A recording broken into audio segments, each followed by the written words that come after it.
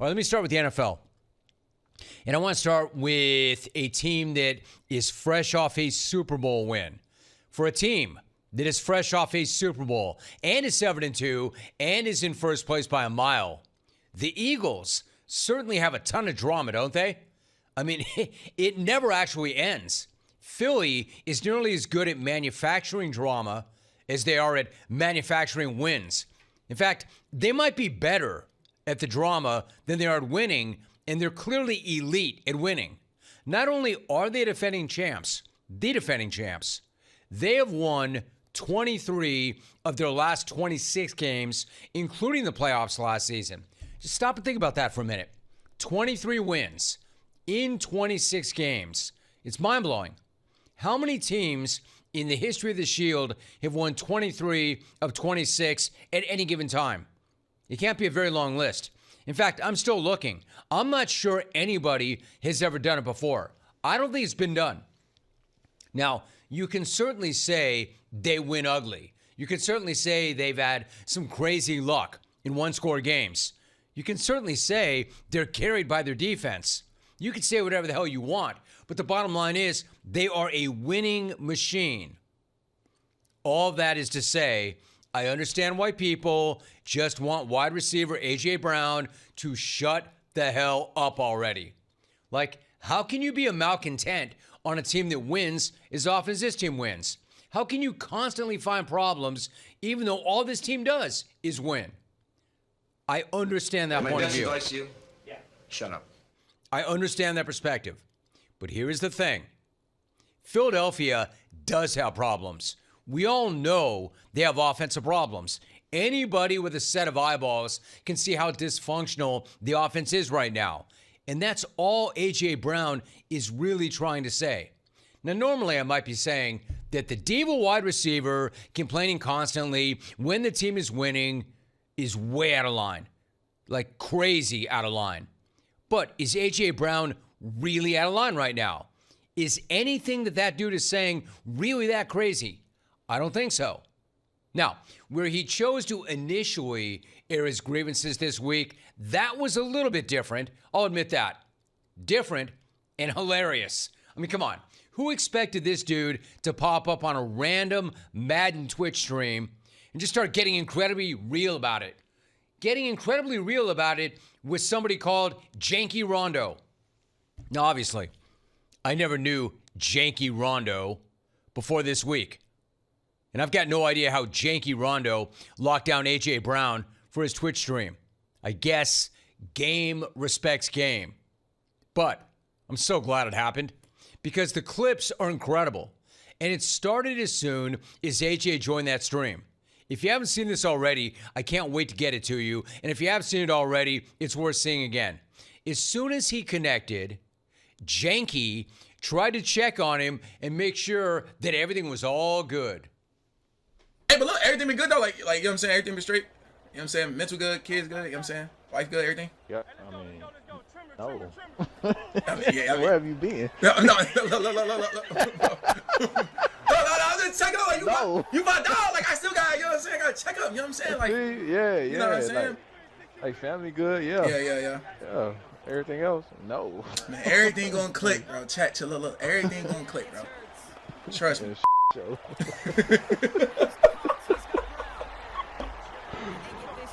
Oh, hey, bro. I mean, come on. How awesome is all of that? I love Janky's like reassuring him at the end. Everything's going to click, bro. Everything's going to click, bro. He's like, yeah, no, it's a bleep show, Jank. Everything ain't going to click. And the whole thing is so awesome. Hey, man, you good? Everything good? Dude, like, no. No, everything is not all good. Bro, where you been? He said that. Bro, where you been? Everything is not good. In fact, it's below not good. Below not good. Yeah, family's good. But everything else, no, not good. In fact, it's a bleep show, is what he said. So, of course, that was the big headline from that appearance, that he called the offense a bleep show. But again, is he wrong? The offense is a bleep show right now. Now, maybe getting that honest with Janky Rondo was not the ideal way to communicate that point, but it definitely is a hilarious way to communicate that point. AJ wasn't done there either. He also had a message for his fantasy owners, and he addressed them on the janky Rondo stream as well. I promise you, you might get 200, and I ain't even trolling. Hey. If you got me on fantasy, man, get rid of me. Hey. If you've got me on fantasy, get rid of me. Also, really funny. But a little bit tougher to feel great about if you're an Eagle fan or an Eagle player or an Eagle coach, because that is kind of a defeatist attitude, right? AJ certainly is not telling this dude, yeah, right now we suck. Right now we're a bleep show. There's your fantasy alert. Get rid of me. Straight from the source, man. Get rid of me. He's not saying, yes, we're a bleep show right now, but we're about to get right. We're about to get this thing turned around. AJ is not saying we are right on the verge. We're this close. Give us a few weeks. We're going to be just fine. In fact, he's saying the opposite. What he's saying is, if y'all are smart, you'll get me off your fantasy team because we are a bleep show. And it doesn't look like that's going to change anytime soon.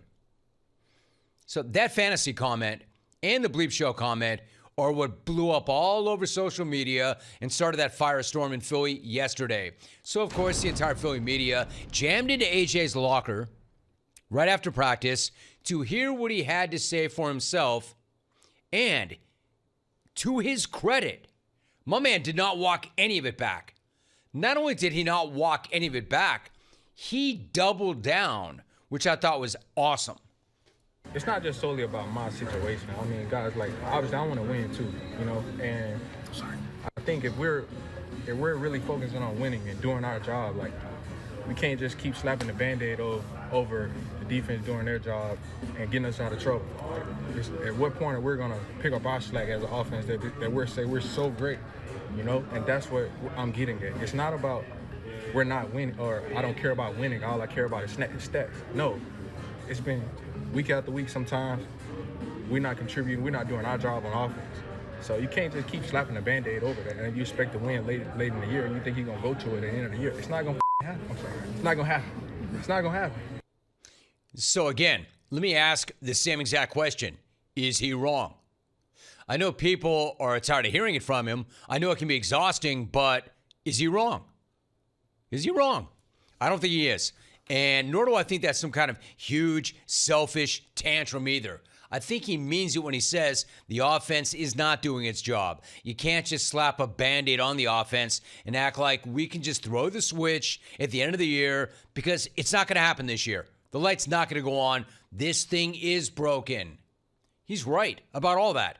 And you can disagree with the way he's gone about it this week. Personally, I love the way he's gone about it this week.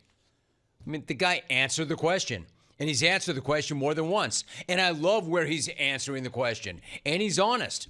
Like, people are constantly knocking this dude for being cryptic and for being weird. Yeah, well, there's nothing cryptic or weird about that response. That's just real. So, should all of this be kept in-house? Maybe. But don't you think that he's been trying to make his point in-house as well? Isn't that the whole point? Isn't that the reason why this is all spilling out right now? Because he tried to make his point in-house? Why else would you make this public if nothing was changing in-house? All right, so that brings us then to the quarterback, Jalen Hurts. And, of course, they then went running to Jalen Hurts to get his reaction to all of this. To me, this sounds pretty dismissive of AJ's concerns. Like, hey, man, we don't have any problems. We good. We're all good. The offense is good. We're fine. That's what it sounds like to me, but you listen or watch and you be the judge. We got the Detroit Lions, so I'm gonna definitely put a halt to that. I think the more we drive that, the more of a distraction it becomes, and I think ultimately it's about the group. And so things have been what they've been, and they are where they are. You know, we are who we are as a team. We're all we got, and we're all we need. And so. Oh, I guess that puts an end to all the chatter. No, it doesn't. I mean, is that attitude really better? He's going to, quote, definitely put a halt. A halt to what? Those valid points about the offense? Is that a distraction? Quote, we are who we are? Okay, Flatline. Thanks for putting out that fire. Way to rally everybody around that. Listen. You hear me say it all the time, right? The standard is the standard. I didn't make that up. Famous saying. But the standard is the standard, and I say it all the time because I've never met a coach or a player who doesn't say it. The standard is the standard, standard above feelings. The Eagles' standard is not gaining fewer yards on offense per game than the Cards, the Jags, and the Commanders. Fact. Philadelphia, bottom 10 offense right now. Fact. That's not their standard. A.J. Brown is the one saying, we have a standard here, we're not meeting it. Jalen seems to be saying, hey, never mind your standard. We are who we are, and that's good enough.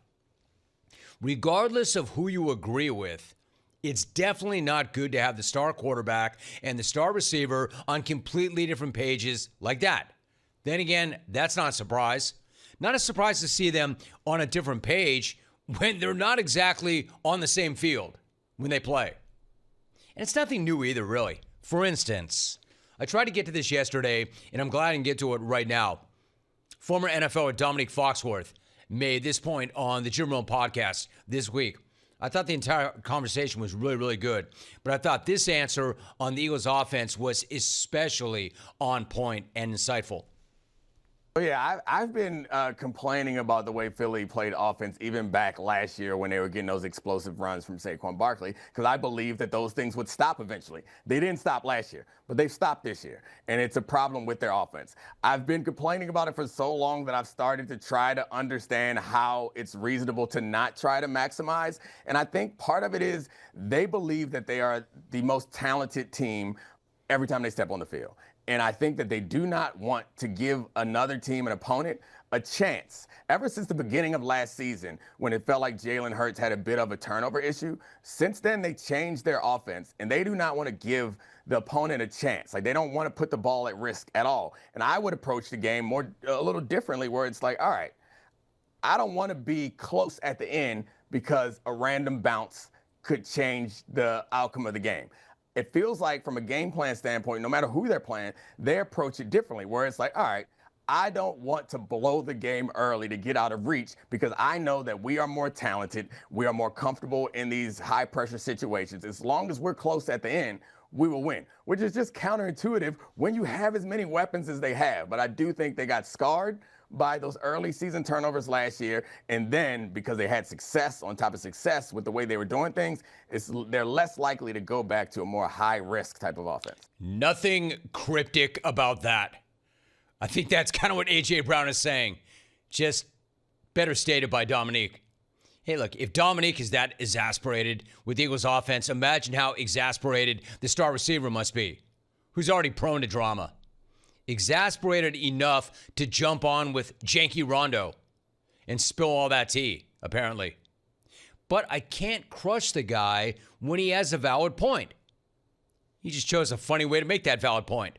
Listen, the Eagles may have won 23 of their last 26, but there's not going to be a repeat run in January if they don't get that offense fixed, period. You can't crush a guy for making the exact point, even if he does sound like a dude crying wolf at this point for a lot of Philly fans. Meanwhile, before I leave that topic, I just want to say, my respect level for Janky Rondo has gone right through the roof, even though I had no idea who he was like 5 minutes ago. I wonder if I just started playing Madden during the show, if A.J. Brown would come up in here and just let it fly in the jungle. Hey, Lauren, do you think you could hook that up? Instead of doing a whole show, we should just stream me playing Madden and book NFL games to play against me and hilariously roast their own teams. Man, that'd be so awesome. Like, the show that we do here, I'm proud of this show. This show is good. That show, though, that show would be better. I think my man Janky Rondo has completely reinvented the game. Now, I will say there is one problem. Well, actually, a lot of problems. Problem number one, I don't play Madden. In fact, I don't play any video games. And then, even if I did, how could I possibly do it better than the legend Janky Rondo? See, the only question I really have then, Lauren, if you don't mind, Lauren Star, who is more elite? Janky Rondo or your hero Faker? Hi, Lauren. I guess I kind of have a return question for you. Who do Don't. No. I'm right away. I'm gonna hammer you. Do not answer the question with a question. Don't do that. I just kind of want to know, who do you think is more elite, Mac McClung or Michael Jordan? That's like the question that you're asking me right now. It's not close. It's just not close. Did you Google that? Did you Google that?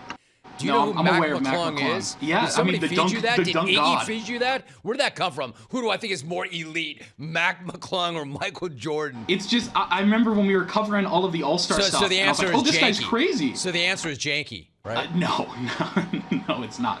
Faker, I literally cannot compare him to like a sports player. Faker has played for 13 years. He's made it to like the equivalent of the NBA playoffs 10 of those years, 10 of those 13. And then he's never placed lower than 4. It's like a reason to go for this guy. And it is.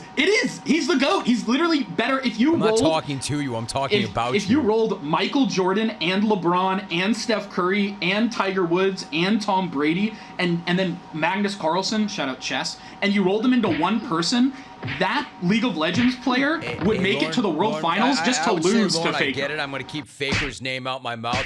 I don't even know who the guy is, man. I just went He's to the your, GOAT. I just That's went all to you your gotta know. feed. I just went to your feed and I saw you going on and on about Faker. Because he's the guy. He just won. Just second three-peat. Or not second three-peat. Dude, not only are you fanboying out over Faker, like, you want to fight me over Faker. Just easy there, champ. I would fight over Easy, Faker. Tiger.